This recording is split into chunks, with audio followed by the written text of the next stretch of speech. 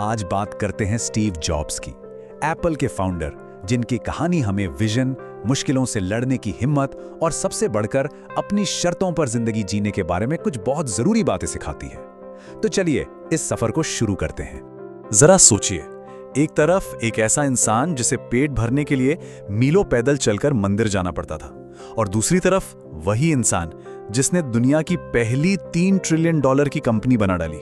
यही तो है उनकी कहानी का सबसे दिलचस्प पहलू, एक बिल्कुल मामूली शुरुआत से दुनिया बदलने वाली कामयाबी तक का सफर। अपने दिल की सुनो, ये सिर्फ एक अच्छी लगने वाली लाइन नहीं है, ये स्टीव जॉब्स का मूल मंत्र था। यही वो फिलॉसफी थी जिसने उन्हें जिंदगी के हर उतार चढ़ाव में रास्ता दिखाया। जब दुनिया कुछ और कह रही थी, उन्होंने सिर्फ अपने अंदर की आवाज पर भरोसा किया। तो ये कहानी शुरू कहां से होती है? स्टीव को पॉल और क्लारा जॉब्स ने गोद लिया था। उनके पिता एक साधारण मैकेनिक थे और परिवार की माली हालत कह सकते हैं बहुत अच्छी नहीं थी। यही शुरुआती संघर्ष थे जिन्होंने आगे चलकर उनकी जिंदगी को एक नई दिशा दी। और यहीं से हमें उनकी जिंदगी का पहला बड़ा सबक मिलता है। चलिए देखते हैं कि कैसे जॉब्स के कुछ सबसे हटकर लिए गए फैसलों ने उनके अनोखे नजरिए को तैयार किया। उनके माता पिता ने अपनी जिंदगी भर की बचत उनके कॉलेज की फीस में लगा दी थी। जब स्टीव को यह एहसास हुआ तो उन्होंने एक बहुत बड़ा फैसला लिया, कॉलेज छोड़ने का।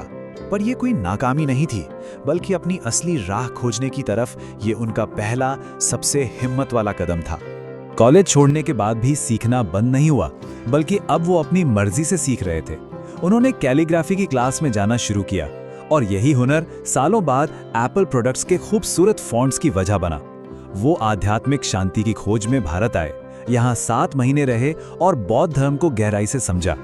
इन्हीं अनुभवों ने उनके डिजाइन और दुनिया को देखने के नजरिए को वो शक्ल दी जो आगे चलकर एप्पल की पहचान बनी। क्या कोई एक अकेला इंसान दुनिया बदल सकता है? शायद नहीं। और अब कहानी में एंट्री होती है एक दूसरे स्टीव की, स्टीव वोज़नियाक। ये वो साझेदारी थी जिसने सब कुछ बदल दिया।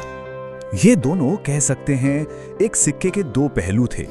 वोज़नियाक एक जीनियस इंजीनियर थे जो कमाल की चीजें बना सकते थे, और जॉब्स वो एक दूरदर्शी थे जो जानते थे कि उस कमाल की चीज को एक खूबसूरत प्रोडक्ट में कैसे बदलना है और उसे दुनिया तक कैसे पहुंचाना है। एक के बिना दूसरा अधूरा। उनकी पार्टनरशिप की पहली परीक्षा हुई ब्लू बॉक्स नाम के एक छोटे से डिवाइस से। वोज़नियाक ने इसे मजे मजे में बनाया था और जॉब्स को इसमें एक बिजनेस नजर आ गया। लेकिन एक दिन एक खरीदार ने बंदूक की नोक पर उनसे वो डिवाइस छीन लिया। उस डरावने पल में उन्हें एक बड़ी बात समझ आई कि अगर वो मिलकर काम करें तो वो कुछ भी बना सकते हैं और उसे बेच भी सकते हैं। एक अच्छा प्रोडक्ट बनाना एक बात है, लेकिन लोगों के दिलों में उसके लिए एक खास जगह बनाना बिल्कुल अलग। अब आते हैं जॉब्स की उस सोच पर जिसने बिजनेस करने के तरीके को ही हमेशा के लिए बदल दिया। जॉब्स का मानना था कि लोग सिर्फ एक फोन या कंप्यूटर नहीं खरीदते, वो एक एहसास खरीदते हैं, एक पहचान खरीदते हैं। उनकी फिलॉसफी थी कि एप्पल के यूजर्स सिर्फ कस्टमर नहीं बल्कि सपने देखने वाले हैं। इसीलिए वो प्रोडक्ट नहीं, एक सपना बेच रहे थे, एक ऐसी पहचान जिसने एप्पल को टेक्नोलॉजी से कहीं बढ़कर एक कल्चरल मूवमेंट बना दिया। और उस सपने का नतीजा ये कि अपने पीक पर एप्पल दुनिया की पहली $3 ट्रिलियन की कंपनी बनी। ये एक ऐसा नंबर है जिसे सोच पाना भी मुश्किल है। इस विशाल नंबर को अगर और आसानी से समझना हो तो जरा सोचिए, एप्पल की कीमत यूके और फ्रांस जैसे बड़े देशों की पूरी इकोनॉमी से भी ज्यादा है। ये दिखाता है कि उनकी सोच और उनकी सफलता का पैमाना कितना बड़ा था। लेकिन क्या कामयाबी का ये रास्ता हमेशा सीधा और आसान था? जी नहीं, बिल्कुल नहीं। अब बात करते हैं जॉब्स के करियर के सबसे मुश्किल दौर की, जो असल में उनकी हिम्मत और जबरदस्त वापसी का सबसे बड़ा सबक बना। ये सोचना भी अजीब लगता है ना? जिस कंपनी को किसी ने अपने गैराज में शुरू किया हो, उसी कंपनी से उसे निकाल दिया जाए। 1985 में स्टीव जॉब्स के साथ ठीक यही हुआ।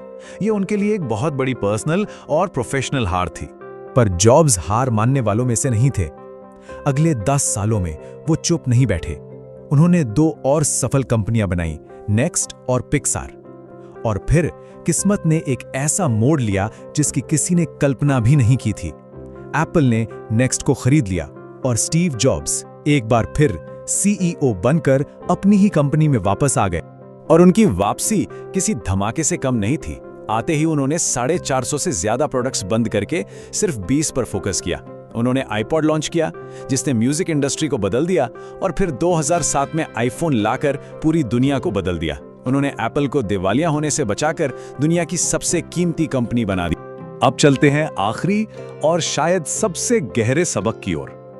ये वो बातें हैं जो हमें जिंदगी, काम और मौत पर उनके विचारों से सीखने को मिलती हैं।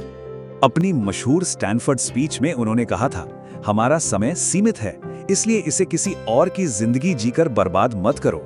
ये एक बहुत सीधी लेकिन गहरी बात है जो हम सभी को अपने सपनों और अपने रास्ते पर चलने के लिए हिम्मत देती है। अपने लक्ष्य पर टिके रहने के लिए उनका एक बहुत ही आसान लेकिन बहुत असरदार तरीका था। एक सवाल जो वो खुद से हर रोज पूछते थे। यही था वो सवाल वो हर सुबह खुद से पूछते थे, और अगर कई दिनों तक जवाब ना होता तो वो समझ जाते थे कि जिंदगी में कुछ बदलने की जरूरत है। ये खुद को परखने का एक बहुत ही शक्तिशाली तरीका है। मौत के बारे में भी उनका नजरिया बिल्कुल अलग था। वो इसे अंत नहीं बल्कि एक प्रेरणा मानते थे। उनका मानना था कि मौत ही हमें याद दिलाती है कि हमारा समय कम है और हमें अपनी जिंदगी को पूरी तरह से जीना चाहिए, बिना किसी डर के।